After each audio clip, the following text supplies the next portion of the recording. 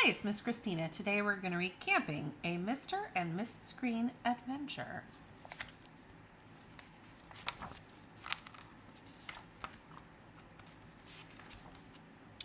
It was Saturday morning.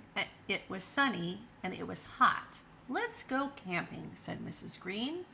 Mr. Green had never been camping. He was excited. Life with Mrs. Green was full of adventure. There's a yellow tent. We need a tent, said Mrs. Green. A big tent, said Mr. Green, with lots of room. We need sleeping bags, said Mrs. Green. We need food and water, said Mrs. Green. We need warm clothes, said Mrs. Green. And pillows, said Mr. Green. Soft and fluffy pillows, like chocolate bars and marshmallows, said Mr. Green. And soda pop. And bunny slippers, said Mr. Green. Mrs. Green continued with checking her list. We need a camping stove, we need boots, we need a first aid kit, we need flashlights, we need matches, and we need hats. We need a harmonica.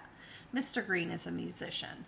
We need paints and paper. Mrs. Green is an artist. And we need a map. A map? Asked Mr. Green. We need a map?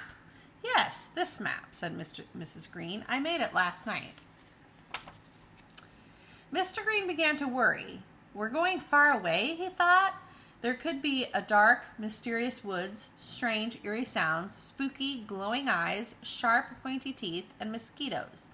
Mr. Green was not excited anymore. He was scared, and he hated mosquitoes. But Mrs. Green wasn't scared. She was ready to go. Mr. and Mrs. Green hiked over their welcome mat and down the front steps, past Mr. Marble's rock garden and his barking dog, Boulder.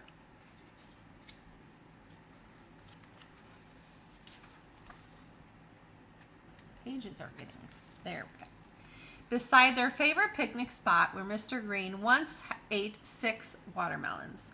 Across Pollywog Bridge, the best fishing spot in town, around every pothole and dandelion in Shortcut Alley, and through a squeaky back gate that looked and sounded very familiar.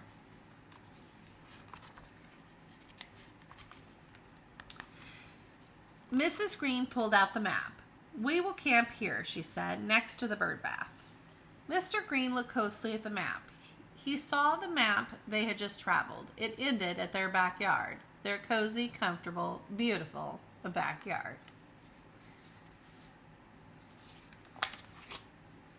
Mr. Green was excited again. The grass around the bird bath was thick and soft. It was the perfect place to set up their tent. He would sleep like a salamander. After dinner, they crawled into their sleeping bags. Look at the moon, said Mrs. Green. It's like a giant marshmallow, said Mr. Green. He began to play his harmonica, but he fell asleep before finishing even one song. Mrs. Green felt happy. The sleeping bag was snuggly, the stars were twinkling, the frogs were croaking, and best of all, Mr. Green was snoring loudly by her side. The end.